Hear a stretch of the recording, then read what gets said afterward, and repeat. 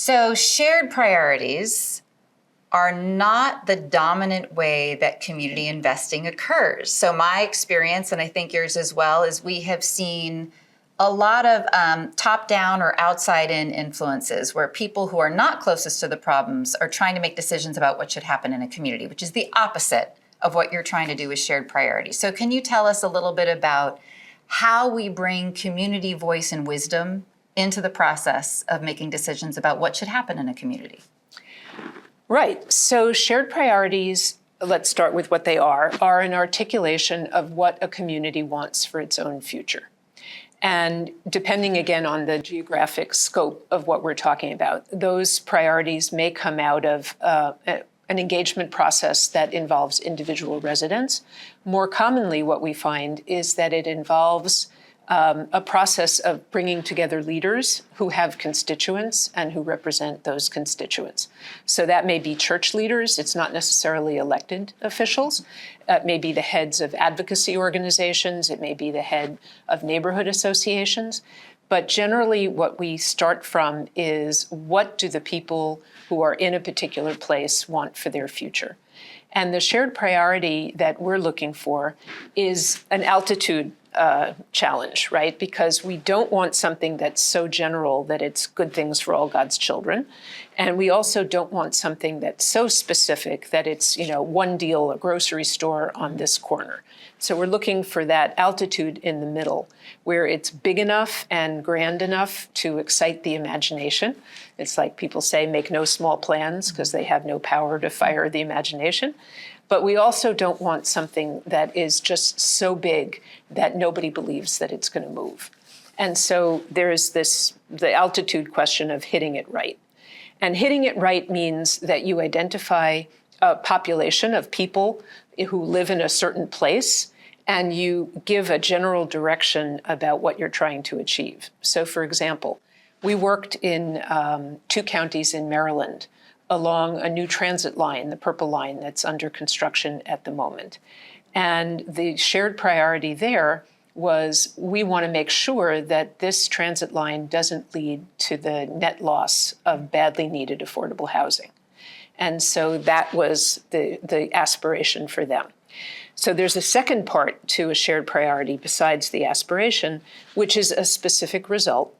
And the specific result in the Purple Line's case was, we want to preserve or develop 17,000 units of housing that's affordable to people who make about 80% of adjusted median income or below.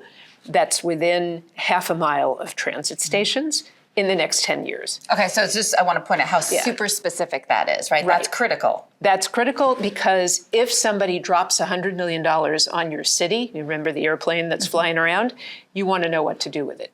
And so in this case, 17,000 units of affordable housing is a big number. That's not what gets produced. On the other hand, it was achievable if everybody pulls together. So that's an example of what it might look like. We had another case in Detroit where the aspiration, and again, this was 2010, middle of the foreclosure crisis, money was not flowing into Detroit. The aspiration was to show that Detroit is viable, which is a little on the grand side, right? We normally push back against such a grand aspiration. But the result in that case was to say, we want a critical mass of investments over the next 2 or 3 years in mixed-use development along the Woodward Corridor, which is the north-south spine of the city, and that's where the anchor institutions are based. So if we can attract capital to that area, which is pretty vital compared to the rest of Detroit that had a lot of vacancy, then we believe we can restart the engine of capital investment. So that's a very different kind of example. And a third one from a totally different domain is, we worked with a leader in LA who said, we want to make sure that recent immigrants can have access to economic opportunity in LA. So that was the general aspiration, and contribute to the vitality of LA. And the specific result was, we want to make sure that within a couple of years, we can get at least 50 entrepreneurs who have food court businesses access to the capital and facilities that they need to grow their businesses. So those examples of shared priorities give you a sense that the aspiration gives kind of the vector of progress, and the result helps you frame what is it going to take to get there. What we've learned about shared priorities is that people think, well, why would I say something ambitious that I'm not sure that I can achieve? And what we've learned again and again is that resources follow coherence.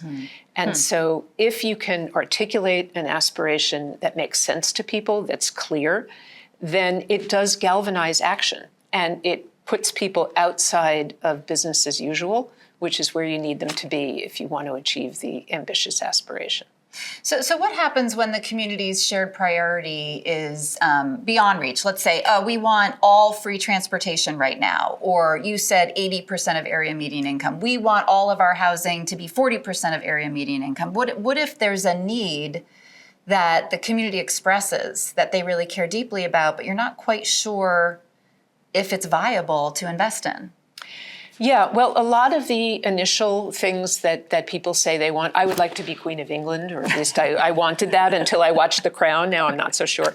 There's a dialogue that has to go on there. And there was a nun who was very involved in community investment, Sister Lillian, who said, need is everywhere. The question is, where is there opportunity?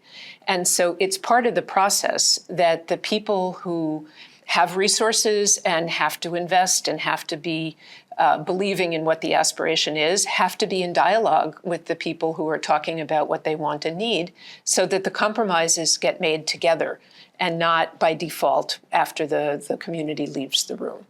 And so there are sets of difficult conversations that happen during the shared priority process. And there's yelling, and people don't always end up happy after every meeting. But that authenticity of negotiation is what makes it more likely afterwards that the shared priority means something. And what is the continuity of the folks that help set the shared priority? Obviously, investing takes a while, right? These aren't things that you set it now and 6 months later you're harvesting the results. Is it the same set of people that are setting it that stay engaged the whole way? Or how does that come back around to folks who said, this is what we need, and 5 years later or more, we're seeing it or we're not seeing it? What's that like? Yeah, it's a great question. So what we've learned is that if we don't have the same people or representatives of those people in the room throughout the process, when the penciling of deals goes on, when the trade-offs and compromises happen, then the fidelity to the original vision drops off right away. And so we are experimenting with all kinds of governance structures that really allow people to stay in the room, in the process, through every iteration of the deal, through every deal in the pipeline, from the beginning to the end. And that is not as infeasible as people think. So in the same way that funds have an investment committee, they can have a community advisory board. And those things really ought not to operate in isolation. So one of the mechanisms that we found is really important is when the investment committee says no to something because they feel this is just not a deal that can be done, the citizens group, the community group, has the right to say, well, what would it take? What would make this investable? Because that's an education process for them. And it's also a process of saying, well, if this is something that's really important to us, then we're going to raise the credit enhancement, or we're going to raise the additional funding that would be needed as a loss reserve or other form of sweetener. And it allows that dialogue to happen in real time, which otherwise just doesn't happen. Yeah, I think the governance models are a really interesting question. Obviously, there's some funds that we experiment with that are integrating the community the community advisory group and the investment committee, and others where they're segregated. And it's a really interesting question of what would happen if they were side by side, and certainly in this model where they're talking to each other, so that we can bring both of those commitments together simultaneously. Yeah. Well, one model that we'll talk about is a group that we worked with where the credit enhancement dollars, the money that makes the deals happen, is actually held by the community group. Great. And so when the investment folks say, this is what we need to make it go, they have the purse strings to say, well, we care enough about it that we're going to make it go for you. Excellent. So. Great. Thank you.